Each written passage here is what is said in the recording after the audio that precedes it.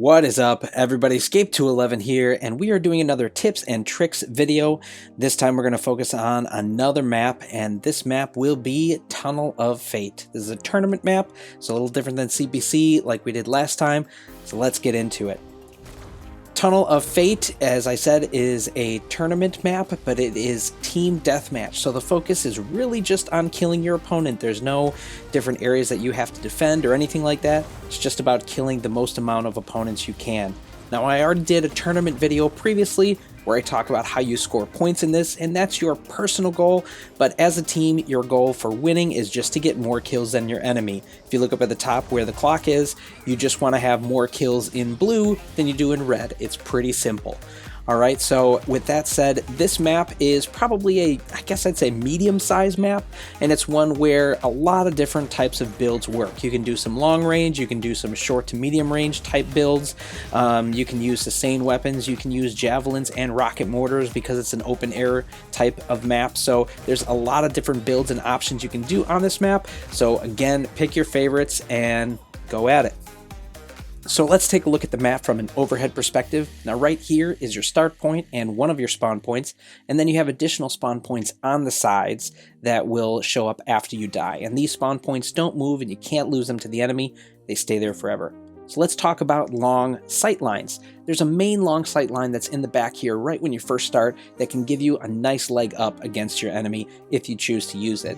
Now right here I have a video where I use my Panther with this long sight line just to set up a fence and then get a couple kills right in the beginning of the match. And like I said, it's a great way to hit the enemy right away since they all start right there, as well as just soften up targets for the rest of your team if that's going to be your goal. Now there are also long sight lines or long sight areas toward the back of the map if you like to use rocket mortars, although I don't really use them and I haven't really used them much on this map, so I don't have any footage of that. That's also an option just because, like I said, this is an open air map. Let's take a look at the short range to mid range game. Right here on the sides and in the center is usually where that action happens. And I honestly recommend trying to stay to the sides as much as you can because it'll let you keep almost no enemies or anything at your back. If you go too much into the center and play too aggressively there, you can sometimes overexpose yourself and then enemies can creep up behind you. So you have to be very careful if you're going to do that. But definitely staying on the sides is what I recommend. And whether you're going to be on the sides or in the center, try to use the little pylons that you have that are sprinkled throughout that area, as well as the ramps.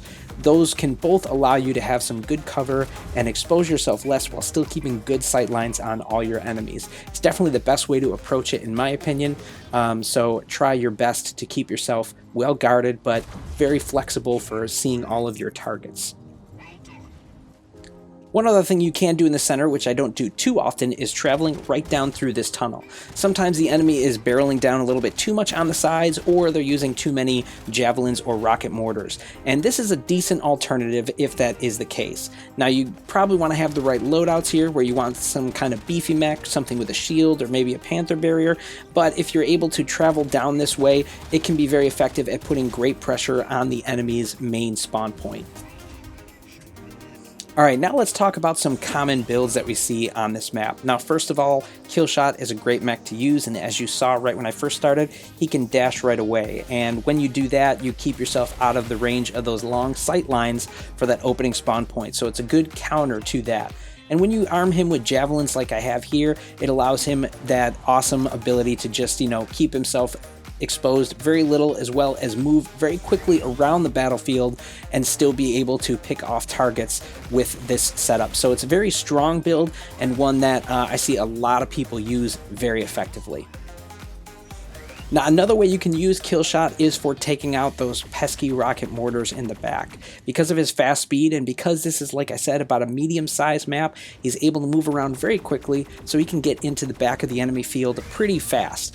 And if you are able to do it in the right timing, this can actually work really well. It can be a bit tricky because it's right near enemy spawn points, of course, but if they're really barreling down on you and you have to deal with those rocket mortars, this is probably a decent way to do it for this map. There are obviously plenty of other ways that you can counter rocket mortars, like with rocket mortars yourself, but this is an alternative if you need it.